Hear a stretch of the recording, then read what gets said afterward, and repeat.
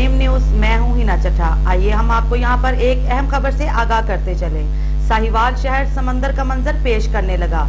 आइए जानते हैं अपने नुमाइंदे अली से। जी अली, क्या सूरत हाल है? रात 12 बजे से साहिवाल शहर और गिरदोनवा में वक्फा से बारिश जारी। शदीद बारिश की वजह से नशीबी इलाके ज़ेरे आब आ गए। निकासी आब का निज़ाम दरहम बरहम, सड़कें तालाब की शक्ल इख्तियार कर गयी। शहर के मुख्तलिफ इलाकों में बारिश के साथ साथ गटरों का गंदा पानी खड़ा हो गया। जिन इलाकों में सड़कें तालाब का मंजर पेश कर रही हैं, इनमें गोल चक्कर, लियाकत चौक, जनाह चौक, सदर बाजार और हाली रोड वगैरह शामिल हैं। जी हिना।